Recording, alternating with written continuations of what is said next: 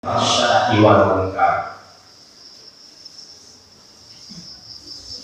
bahwa sesungguhnya sholat dapat mencegah perbuatan keji dan mungkar. Ini kalau kita kaji, Masya Allah Pak, kita malu dengan selama yang kita laksanakan. Perbuatan keji dan mungkar berbukan pada api hanya sebatas kita tidak berzina, kita tidak berjudi, kita tidak mencuri, bukan hanya itu. Namun lebih dari selama kita miliki, kita punya mobil sudah seakan-akan kita yang terkaya di dunia. Tidak pernah menegur dengan tetangga kita yang mungkin pakai sepeda ontel. Kita jadi seorang majel seakan-akan kita sudah yang paling tinggi kedudukannya di antara yang lain. Tidak mau menegur dengan bawahan kita. Kita seorang dosen seakan-akan sudah orang yang paling pandai mengerti tentang keilmuan, seakan-akan yang paling bodoh semua. Kita hafal satu hadis saja, tak hadisnya itu apa?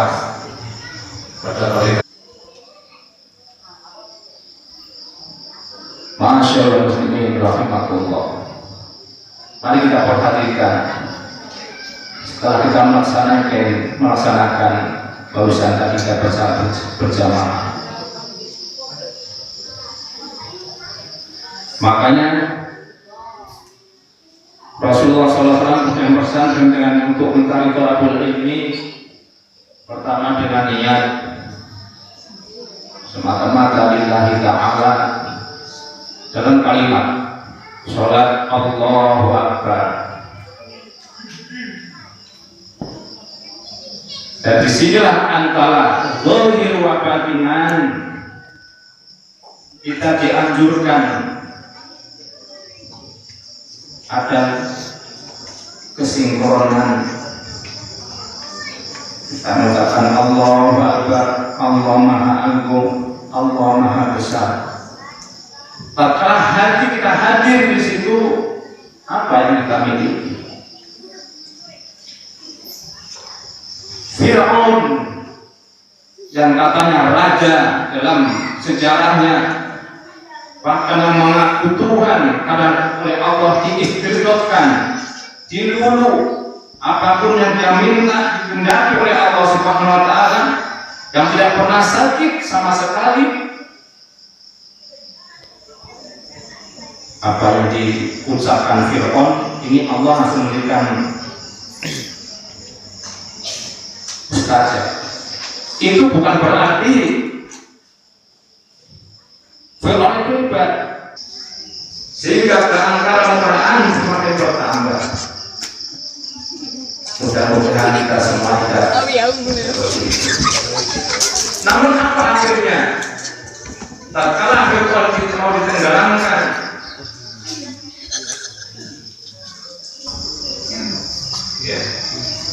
pintu taubat sudah tertutup oleh Allah Subhanahu wa taala.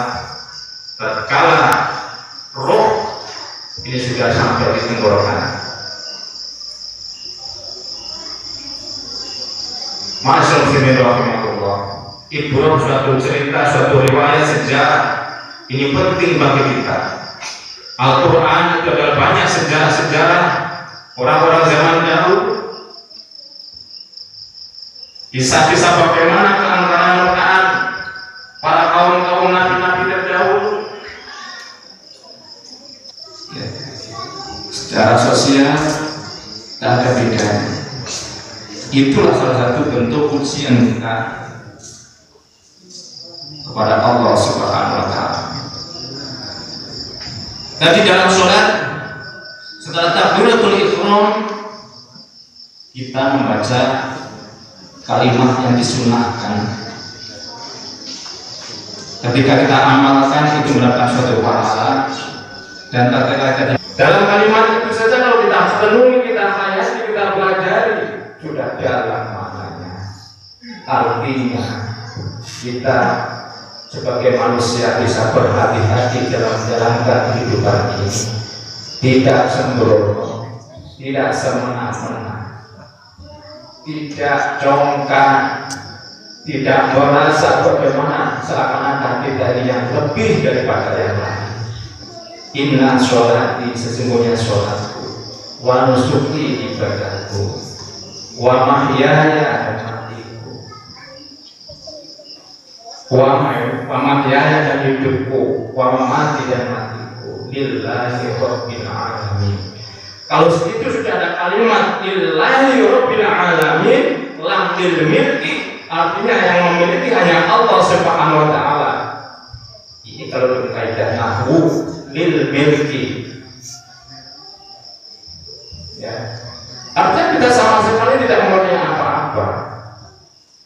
Jadi misalnya muslimin wa muslimatin dan seterusnya tentang bagaimana ilmu, Rasulullah sangat mengagungkan keilmuan dan tak bosan-bosannya untuk mendengarkan satu ilmu, meskipun dalam satu ilmu kita mendengarkan 1000 kali.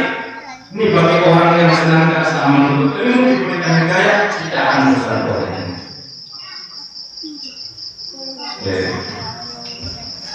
Makanya dalam kitab Ta'limul Muta'allim, salah satu orang dengan satu hidayah ditunjukkan oleh Allah SWT, diberi pernah mendengarkan satu hadis tersebut. Tentunya itu semua butuh proses. Kemudian kita diwajibkan untuk ruku, sujud. Coba kita berkaitan dalam sujud. Apa makna hikmah dalam sujud tersebut? Selama ini kita sujud berkali-kali. Apa asal yang membekas dalam kita melaksanakan sujud? Secara hikmah, posisi kita sebagai wajah, salah satu untuk kehormatan seorang manusia disuruh tunduk sujud disamakan dengan kaki. Dan situ mengucapkan subhana rabbiyal a'la wa bihamdi. Apa yang kita ucapkan dengan pengakuan kita?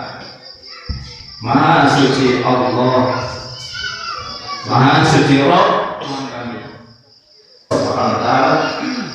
Dan tentunya bukti apabila kita sungguh-sungguh untuk menjalankan apa yang kita laksanakan ini dengan sesuai apa yang diajarkan Rasulullah, tentunya akan menumbuhkan kepada kita. Umat Islam keseluruhannya yang menjalankan ibadah sholat, inna sholata tanha anil fahsya'i wal munkar. Jadi kalau kita menghadapi fenomena sekarang ini, apa yang salah? Jangan sekali-kali kita menyalahkan kalimat ayat tersebut, tapi kita harus introspeksi diri kita.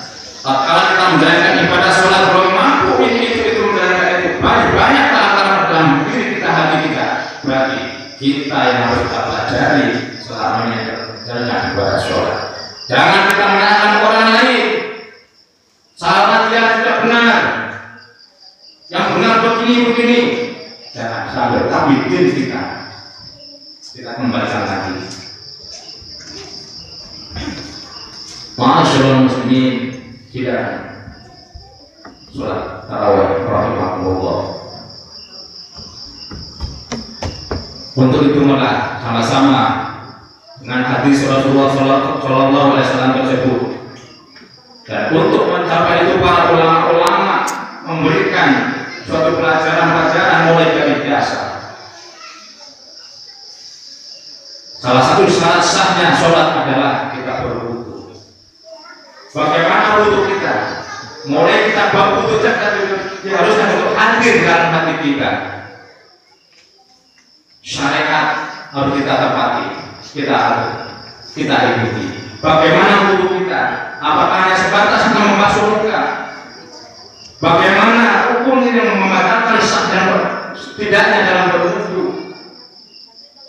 Mulai awal berwudu kita harus hadir harus mengikuti aturan-aturan sesuai yang disyaratkan. Baru setelah itu kita sholat sunnah rawatib. Sholat rawatib adalah untuk memimpin pada kita semuanya. Sebelum kita sholat fardu, kita berlatih untuk bertawajuh, bertahanus di hadirat Allah Subhanahu wa Ta'ala.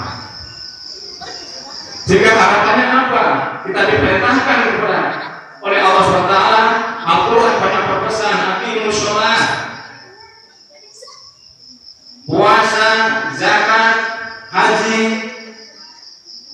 semua itu adalah supaya menjadi manusia yang hakiki, yang mengerti bahwa dia manusia.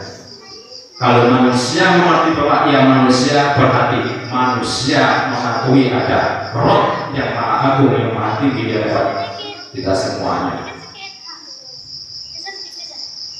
Apa hasil yang diharapkan oleh Rasulullah SAW adalah untuk kehidupan di dunia ini sehingga terjalin hubungan yang harmonis di antara umat manusia. Masyaallah muslimin rahmatullah. Karena wa kana khuluquhul Quran. Rasulullah itu adalah akhlaknya Al-Quran.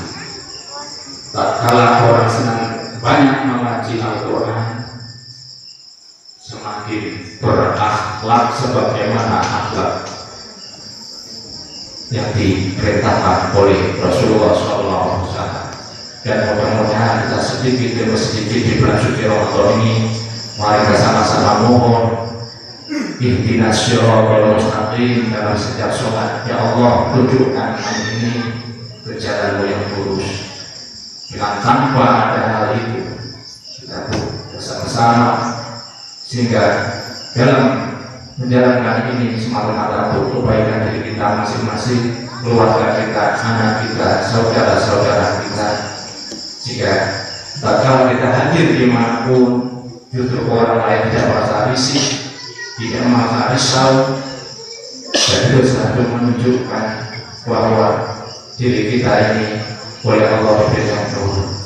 Mudah-mudahan saya berharap jamaah Masjid Al-Mujahid semakin makmur, diberkahi oleh Allah SWT, dan yang berinfak, yang bekerja niatkan semata-mata untuk mencari ridho Allah Ta'ala, memberikan nafkah sedekah kepada orang lain, sehingga dalam kehidupan kita berjalan sesuai dengan apa yang diajarkan oleh Allah dan Rasulnya, dan bermaaf kepada siapapun di antara sesama umat manusia. Wa'alaikum ihdinas siratal mustaqim.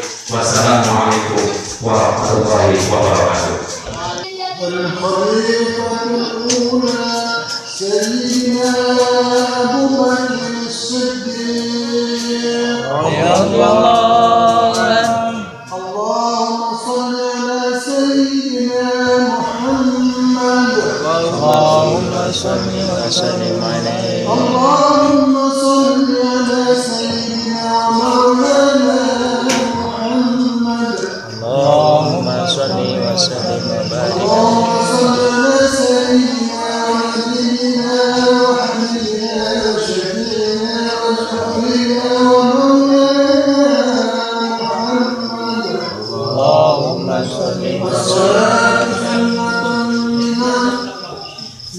Cek